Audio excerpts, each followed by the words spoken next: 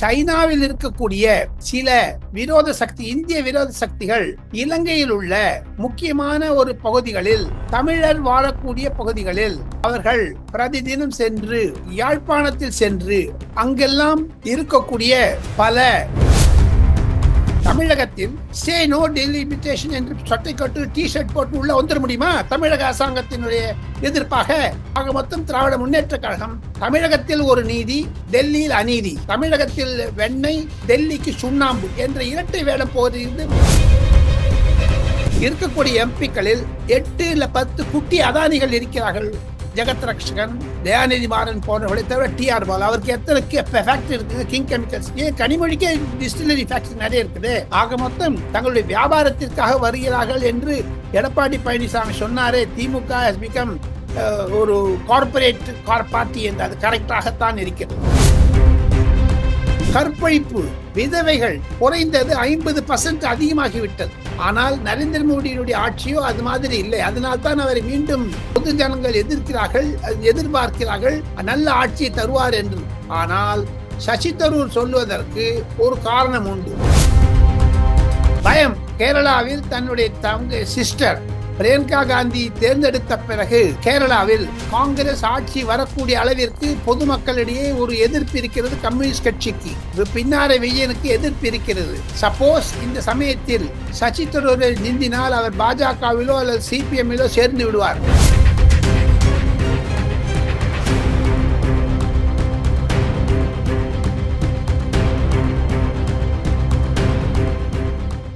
Real one voice நண்பர்கள் நேயர்களுக்கு வணக்கம். தொடர்ச்சியாக பல்வேறு முக்கியமான செய்திகளை நம்முடைய வாசகருடன் பகிர்ந்து வரும் மூத்த பத்திரிகையாளர் டெல்லி ராஜகோபாலன் சார் அவர்கள் நம்முடைய இருக்கிறார். வணக்கம் சார். வணக்கம் வணக்கம் வணக்கம் சிவா. தங்களுடன் நான் கலந்துரையாடுவதை மிக மிக நன்மையாக கருதுகிறேன். காரணம், பல ஆயிரக்கணக்கான நேயர்கள், தங்களுடைய நேயர்கள் என்னையும் ஒரு ஒரு ஒரு இன்ட்ரெஸ்டா எடுத்துன்னு பார்க்கறதுல ரொம்ப மிட்டற்ற மகிழ்ச்சி. சென்ற வீடியோ வைரலாகியது என்று தாங்கள் சொன்னீர்கள், அதற்கும் நன்றி. தாங்கள் கேள்வி கேட்க இன்றைய வீடியோ அதை விட வைரலாக போகிறது. காரணம், சுட சுட செய்திகளை நான் வைத்திருக்கிறேன், அலறக்கூடிய செய்திகளை நான் தர இருக்கிறேன். சார், இப்போ நாடாளுமன்றத்துல திமுக எம்பிக்கள் டி-ஷர்ட் அணிஞ்சு வந்தாங்க. அதே நேரத்துல மத்திய அரசுக்கு எதிராக இந்த டீலிமிட்டேஷன் குறித்த வாசகமும் அங்கு முன்வைக்கப்பட்டிருந்தது அந்த டி-ஷர்ட்ல. இந்த அடிப்படையில நாடாளுமன்றம் ஒத்தி வைக்கப்பட்டது. அதே நேரத்துல இவங்க என்ன தெரிவிக்கிறாங்க அப்படின்னா, அங்கிருக்கக்கூடிய ஆளும் கட்சி எம்பிக்கள் இதே போன்ற வாசகங்கள், இது போன்று பல்வேறு வாசகங்கள் பொறித்த ட்ரெஸ்ஸோடு தான் உள்ள வர்றாங்க. ஆனா மத்திய அரசு எங்களை பழி வாங்குகிறது அப்படிங்கிற கருத்துக்களை முன்வைக்கிறாங்க. இதை எப்படி சார் பாக்குறீங்க? திராவிட முன்னேற்ற கழக அரசாங்கம் என்பது அழுது கொண்டே இருக்கக்கூடிய அரசாங்கம், நிதி நிதி என்று கேட்கக்கூடிய அரசாங்கம். திராவிட முன்னேற்ற கழக எம்பிக்கள் அதை விட மோசம். அழுவதே குரல், மற்றவரை புகார் சொல்வதே குரல். இவங்கெல்லாம் நியாயம் நினைச்சுப்பாங்க. ஆனால் டீலிமிட்டேஷனை பற்றி எந்த இடத்தில் டீலிமிட்டேஷன் வேண்டும் என்று சொல்லுகிறோம் அங்கு சட்டை போட்டுக் கொண்டு வரக்கூடாது என்று சொல்லுகிறார் சபாநாயகர். ஆனால் இவர்கள் இந்து மதத்திற்கு விரோதமாக, உதாரணத்திற்கு சொல்ல வேண்டும் என்றால் ஓம் நமச்சிவாயா, ஜெய ஜெய சங்கரா என்றெல்லாம் சொல்லுகிறார்.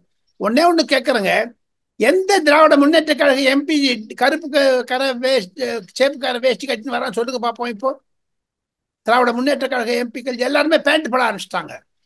ஆக மொத்தம் ஒரு நாடகம் நடிப்பதில் மன்னர்களாக இருக்கிறார்களே தவிர திராவிட முன்னேற்ற கழக எம்பிக்கள், இந்த 40 எம்பிக்கள் தமிழகத்திற்கு என்ன செய்தார்கள் என்று அவர் சொல்ல முடியுமா? கிடையவே கிடையாது. காரணம், அவர்களிடம் சொல்லுவதற்கு ஒன்றும் இல்லை. குறிப்பாக பரந்தூர் விமான நிலையத்திற்கு இத்தனை பிரச்சனைகள் இருக்கின்றன. அதையெல்லாம் ஒரு தீர்வு காணுவதற்கு மத்திய விமான போக்குவரத்து அமைச்சரிடம் ஒரு டெலிகேஷன் மாதிரி போய் பேசணும். நான் சென்ற முறை கூட சொல்லி இருந்தேன், சென்னையில் இருக்கக்கூடிய எழுமூர் ரயில் நிலையம், சென்ட்ரல் ரயில் நிலையம், இதற்கெல்லாம் பொதுமக்களுக்கு வசதி ஏற்படுத்தி கொடுக்கிற மாதிரி செய்யணும். இந்தியாவினுடைய பாதுகாப்பிற்கு செய்ய வேண்டும். இதெல்லாம் விட்டு டீலிமிட்டேஷன் என்று சொல்கிறார்கள். உதாரணத்துக்கு நான் ஒரு பிரேக்கிங் ஸ்டோரி சொல்ல போறேன் சிவா. சைனாவில் இருக்கக்கூடிய சில விரோத சக்தி, இந்திய விரோத சக்திகள் இலங்கையில் உள்ள முக்கியமான ஒரு பகுதிகளில், தமிழர் வாழக்கூடிய பகுதிகளில் அவர்கள் பிரதிதினம் சென்று, யாழ்ப்பாணத்தில் சென்று அங்கெல்லாம் இருக்கக்கூடிய பல தீவுகளில் இருந்து பிரதி தினம் இந்தியாவிற்கு எதிரான ஒரு கருத்தை அவர்கள் உருவாக்கி இலங்கை மீனவர்களை இந்தியாவிற்கு எதுக்காக செய்ய வேண்டும் என்று China fishing for anti Indian sentiment in Sri Lankan waters என்ற ஒரு ரகசிய குறிப்பு டாக்டர் ஜெய்சங்கருக்கு இலங்கையில் உள்ள தூதுவர் அனுப்பி இருக்கிறார். அதில் டெலிப்ட், நைனத்தீவு, எலிவித்தீவு, மண்டத்தீவு, கயாட்ஸ் மற்றும் புன்னிகை தீவு போன்ற இடங்களில் எல்லாம் எப்படி இந்திய மீனவர்களை இலங்கை மீனவர்கள் அடிக்க வேண்டும், துரத்த வேண்டும் என்றெல்லாம் சில புகார்களை வைத்துக் கொண்டு அதன் மூலமாக அவர்கள் செய்த ஒரு இந்திய துரோக செயல். அதை ஏன் தமிழக எம்பிக்கள் நாடாளுமன்றத்தில் எழுப்ப மாட்டேன் என்கிறார்கள், இன்க்ளூடிங் வைகோ. வைகோ வயசானதுனால அவருக்கு கொஞ்சம் தடுமாற்றங்கள் அதிகமாகிவிட்டது, பேச்சு குரல் சரியில்லை. வைகோ ஓய்வு பெற வேண்டிய நிலைமையில் இருக்கிறார். ஆனால் வைகோக்கு அடுத்ததாக வரக்கூடிய அவர் மகன் துரை வைகோ ஏன் நாடாளுமன்றத்தில் இதை பற்றி எழுப்பவில்லை? திமுக எம்பி டீலிமிட்டேஷன் ஒரு டிஷர்ட் போட்டு டிராமா பண்ண முடியுமா? அதையும் தவிர இன்னொன்னு கேட்கிறேன், நாடாளுமன்றத்தை அவமதிப்பதற்காக இருக்கக்கூடிய அந்த செயல் தமிழக ஏடிஎம்கே, பாஜக, பாமக மற்றும் மற்ற எதிர்கட்சி உறுப்பினர்கள் ஒருவேளை no drugs, say no to drugs, stop killing, stop suicide. நேற்று முன்தினம் ஜாக்கிர் ஹுசேன் என்ற ஒரு கருணாநிதி ஐயாவிடம் பாதுகாவலராக இருந்த ஒரு சப் இன்ஸ்பெக்டரை கொலை செய்தார்கள். கிருஷ்ணமூர்த்தி என்று ஒரு தமிழர் இந்து முஸ்லீமாக கன்வெர்ட் ஆன பிறகு இந்த ஜாஃபர் ஹுசேனை கொலை செய்திருக்கிறார்கள். அதையெல்லாம் எதிர்த்து பேச முடியாத அளவிற்கு தமிழக சட்டமன்றத்தை முடக்குகிறார் அப்பாவு. தமிழகத்தில் சே நோ டெலிமிட்டேஷன் என்று சட்டை கட்டு டிஷர்ட் போட்டு உள்ள வந்துட முடியுமா தமிழக அரசாங்கத்தினுடைய எதிர்ப்பாக? ஆக மொத்தம் திராவிட முன்னேற்ற கழகம் தமிழகத்தில் ஒரு நீதி, டெல்லியில் அநீதி. தமிழகத்தில் வெண்ணெய், டெல்லிக்கு சுண்ணாம்பு என்ற இரட்டை வேடம் போகிறது மு.க. ஸ்டாலினுடைய எம்பிக்கள். ஆக மொத்தம் 2026 பொதுத் தேர்தல், 2029 பொதுத் தேர்தலில் திராவிட முன்னேற்ற கழகம் இது மாதிரியான நாடகங்களை செய்ய முடியாத அளவிற்கு ஜீரோ ஆகிவிடும் என்று தான் பாஜகவினர் சொல்லுகின்றனர். சிவா சார், நீங்க சொன்னது போலதான் சார், டெல்லியை பொறுத்த வரைக்கும் நாடாளுமன்றம் நடத்த முடியாத அளவுக்கு திமுக எம்பிக்களை பொறுத்த வரைக்கும் அழுத்தம் கொடுக்குறாங்க, வெளியில போராட்டம் நடத்துறாங்க. அதே நேரத்தில் தமிழகத்தில் சட்டமன்றத்தை பொறுத்த வரைக்கும் எடப்பாடி பழனிசாமி அவர்கள் பேசிக்கிட்டு இருக்கும் போதே அவருடைய மைக் ஆஃப் செய்யப்பட்டிருக்கிறது அப்படிங்கிற குற்றச்சாட்டை முன்வைத்து அதிமுகவினர் வெளிநடப்பு செய்திருக்காங்க. அப்போ இங்க தமிழ்நாட்டில் சட்டமன்றத்தில் எதிர்க்கட்சி தலைவர் பேச முடியாத அளவுக்கு மைக் ஆஃப் செய்யப்படுகிறது. இதை எப்படி சார் பாக்குறீங்க? ஜனநாயக விரோத செயல். மு.க. ஸ்டாலின் அரசு, குறிப்பாக அப்பா அவர்கள் ஒருதலை பட்சமாக இருக்கிறார். அவர் இன்னும் அவைத்தலைவர் மாதிரி நினைச்சுட்டு இருக்காரு. அவைத்தலைவர் என்றால் திராவிட முன்னேற்ற கழகத்திற்கு அல்ல. அப்பாவு அவர்களே, இந்த தொலைக்காட்சியை, நெல்லை சிவா, ராஜகோபால் பேசக்கூடிய இந்த தொலைக்காட்சியை அப்பாவு சபாநாயகர், தமிழக சபாநாயகர் பார்க்க வேண்டிய நிலைமை வந்தால், ஐயா அப்பாவு அவர்களே, தங்களுக்கு ஒரே ஒரு வேண்டுகோள். தாங்கள் தேசிய விரோதர், தமிழகத்திற்கு விரோதம் செய்பவர், எதிர்கட்சிகளுக்கு முடக்குகிறீர்கள், ஜனநாயகத்திற்கு விரோதம் செய்பவர் என்று தான் சொல்ல முடியுமே தவிர அவர் செய்யக்கூடிய செயல்கள், ஒருவேளை அவர் லோக்சபா எம்பி ஆனால், லோக்சபா சபாநாயகரானால் இந்தியாவைத்தான் ஆண்டவன் தான் காப்பாற்ற வேண்டும். அவ்வளவான அராஜக செயல்களை, அநீதி செயல்களை அதிமுகவிற்கு எதிர்த்து, பாஜகவிற்கு எதிர்த்து, பாமகவிற்கு எதிர்த்து செய்கிறார் அப்பாவு. இரட்டை வேடம் போடுபவர் அப்பாவு. மு.க. ஸ்டாலினுக்கு நடுங்குகிறார் என்று சொன்னாலும் ஆச்சரியப்படுவதற்கு இல்லை. காரணம், லோக்சபாவில் ஒரு ஸ்டாண்டு, அசம்பிளியில ஒரு ஸ்டாண்டு, அதுதான் ஒரு டிராமா.